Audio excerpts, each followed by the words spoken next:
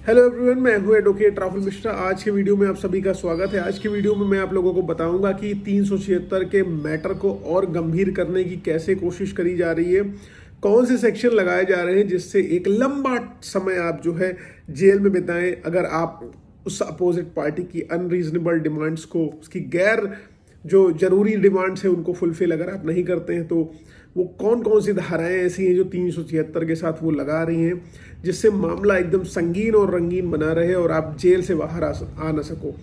Detail में बात करूंगा, लेकिन उससे पहले मेरी आप लोगों से रिक्वेस्ट है कि अगर आप लोग चैनल पर नए हैं या पहली बार आ रहे हैं या अभी तक आप लोगों ने इसे सब्सक्राइब नहीं किया तो प्लीज़ सब्सक्राइब करिएगा। साथ ही साथ एक हम्बल रिक्वेस्ट और है, अगर आप मुझसे पर्सनली मिलना चाहते हैं लखनऊ, दिल्ली, इलाहाबाद में, तो आप अपनी अपॉइंटमेंट शेड्यूल कराकर मुझसे बिल्कुल मिल सकते हैं।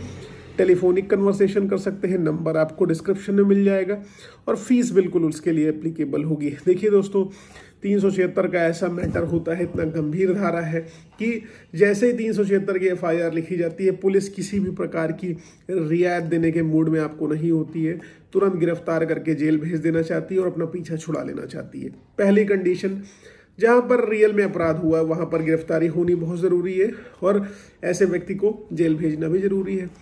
लेकिन दूसरी कंडीशन, जहां पर वास्तविकता में जो है ऐसा कोई अपराध हुआ ही नहीं है, झूठी FIR महिला द्वारा लिखाई गई है, किस लिए कि आपका कोई प्रॉपर्टी का विवाद चल रहा था उनसे, कोई दुश्मनी पहले से चल रही थी, कोई पहले से लेन देन का हिसाब किताब था या कंपनी के शेयर्स वगैरह की कोई बात हो रही थी, किसी भी प्रकार का मॉनेटरी ट्रांजैक्शन था, किसी भी प्रकार का वेस्टेड इंटरेस्ट था, किसी भी प्रकार का पहले से कोई मुकदमेबाजी थी, उसमें समझौता करने के लिए या प्रेशर टैक्टिक्स खेलने के लिए आपके ऊपर 376 की FIR लिख गई है।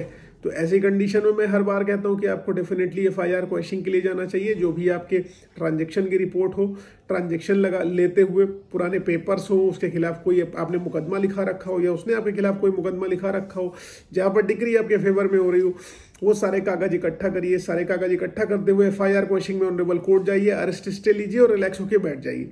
ये जनरली मैं आपको कहता रहता हूँ।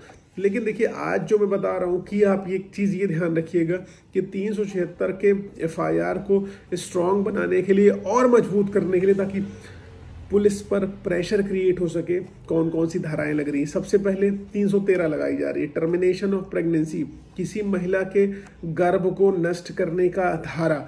जब आप शादीशुदा नहीं हो, आप किसी व्यक्ति के साथ सेक्सुअल रिलेशनशिप इस्टेब्लिश कर रहे हो और अनवांटेड तरीके से आपने अनसेफ, असुरक्षित यौन संबंध बना लिए, सुरक्षित यौन संबंध आप बनाने में सफल नहीं रहे, अब ऐसी कंडीशन में आपको क्लियर पता है कि प्रेगनेंसी हो सकती है और आप दोनों लोग एडल्ट हैं, मेजर हैं, माइनर नहीं है, पढ़े लिखे हैं, आप दोनों को पता है कि अगर अनवांटेड प्रेगनेंसी होगी तो बदनामी दोनों की होगी और जो बच्चा आएगा उसका लालन पालन कौन करेगा, ये बहुत कॉम्प्लिकेशंस आ जाएंगी। इसलिए उसको टर्मिनेट कर देना, ख़त्म कर देना ज़रूरी है। तो अनवांटेड 72 या कोई अदर कॉन्ट्रासेप्टेड पिल्स जो किफ़ायती होती है, एक तरीके से मैं कहूँ अनप्रोटेक्टेड सेक्स की कंडीशन में, तो उस कंडीशन में वो पिल्स अगर आपको लड़के ने दी है या आपने अपनी मर्जी से खाई है, तो उस कंडीशन में आप उसके ऊपर लगवाती हैं 313 की टर्मिनेशन ऑफ प्रेगनेंसी इन्होंने मेरी कर दी है। जब आप मैरिड ही नहीं हो तो ऐसे बच्चे का आप करोगे क्या। और 313 लग तो रही है IPL खिला देने पर भी, लेकिन IPL कोई भी एबॉर्शन की टेक्निक नहीं है। ये अनवांटेड सेक्स को प्रोटेक्ट करती है, अनवांटेड बर्थ ऑफ चाइल्ड को प्रोटेक्ट करती है। ये प्रेगनेंसी टर्मिनेशन की टेक्निक नहीं है, ये ध्यान रखिएगा। तो 313 जो लग रही है वो ध्यान रखिएगा, वो गलत तरीके से लग रही है, उसको आप चैलेंज कर सकते हैं। 313 पहला लगाया जा रहा है। दूसरा लगाया जा रहा है 328 लगाया जा रहा है। 328 लगा के FIR को और मजबूत कैसे किया जा रहा है, वो ऐसे किया जा रहा है कि कहा जा रहा है लड़की द्वारा, इन्होंने मेरे साथ शारीरिक संबंध लगातार बनाए। अब आप क्वेश्चन रेज कर दोगे कि शारीरिक संबंध लगातार बना रहे तो आप कहाँ पर थी, आपने क्यों नहीं पहले कंप्लेंट करी, ये सारी चीज़ें आप जो है पूछते हो जर्नली एज अ लॉयर। लेकिन आप जब वो कह देंगी कि मुझे कोल्ड ड्रिंक में, चाय में, कॉफ़ी में कुछ नशीला पदार्थ खिलाकर, कुछ इस तरीके का प्रोडक्ट खिला दिया जिससे मुझे कंज्यूम करा देते थे, मैं बेहोश हो जाती थी और मेरे साथ शारीरिक संबंध बनाते थे और मुझे पता भी नहीं चलता था, तो 328 भी लगा दी जा रही। तो पहली धारा 313, दूसरी 328 और तीसरी सबसे खास चीज 376 2N 376 2N लगाई जा रही। क्यों लगाई जा रही? कि हमारे साथ इन्होंने लगातार शारीरिक संबंध बनाए हैं, और लगातार शारीरिक संबंध बनाने के लिए, रेगुलर पेनिट्रेशन के लिए अलग पनिशमेंट है। 328 की अलग पनिशमेंट है, कॉग्निजिबल ऑफेंस है।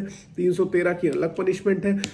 और सबसे खास चीज कहेंगे कि शादी का झांसा वाली बात एक और होती है कि शादी का झांसा दिया था, फिर शारीरिक संबंध बनाए थे, इंगेजमेंट कर ली थी। इंगेजमेंट नहीं भी हुई रहती है, आप मंदिर में कहीं गए होते हैं, कहीं मुलाकात हो रही होती है, किसी होटल या रेस्टोरेंट में बैठ के आप खाना खा रहे होते हैं, फोटो खींच लेते हैं, कहते हैं ये हमारी इंगेजमेंट के हो चुकी है और ये इंगेजमेंट की तस्वीर है। इस कंडीशन पर वो लिखा देंगे आपके अगेंस्ट दहेज के मुकदमे भी, 3/4 DP एक्ट में चले जाएंगे। 498 तो शादी के बाद ही होता है, लेकिन बाकी सेक्शंस जो है आपके वो इम्पोज करा देंगे। तो इस तरीके से 376 की FIR को बहुत सॉलिड बना के आपके अगेंस्ट और आपकी फैमिली के अगेंस्ट रिप्रेजेंट किया जा रहा है, ताकि आप और आपका परिवार इसी में उलझा रहे और उनकी अनरीजनेबल डिमांड्स जो भी है, जो भी अननेसेसरी की डिमांड्स है पैसे को लेकर और प्रॉब्लम्स को लेकर, वो आप उनकी फुलफिल कर दो। तो देखो, सबसे पहली चीज़ मैं हर बार बताता हूँ कि delay in FIR, absence of medical, ठीक है, delay in FIR, absence of medical. अब डिले इन FIR बहुत ज़्यादा होगी तो मेडिकल होगा ही नहीं, ठीक है। और दूसरी चीज़, एविडेंसेस नहीं होंगे उनके पास, सिर्फ ओरल टेस्टिमनी के बेसिस पर FIR हो जाएगी, लड़का जेल चला जाएगा, सब कुछ खत्म हो जाएगा। इस कानून को सुधारने की आवश्यकता है, लेकिन मुझे सरकार से किसी प्रकार की उम्मीद नहीं है, कुछ नहीं होने वाला है, क्योंकि भी नए कानून जो आए हैं उसमें भी कुछ खास परिवर्तन इसमें नहीं किया गया है। तो बाकी आप लोग खुद ही अपना दिमाग लगाइए, अपने आप को कैसे प्रोटेक्ट करना है ये देखिए, सबसे इंपॉर्टेंट है। और दूसरी चीज़, किसी प्रकार की समस्या है, कोई दिक्कत है तो आप मुझसे बात कर सकते हैं फेसबुक, इंस्टाग्राम, ट्विटर पर। अगर अभी तक आप मुझसे नहीं जुड़े तो जुड़िए, लिंक आपको डिस्क्रिप्शन में मिलने वाला है।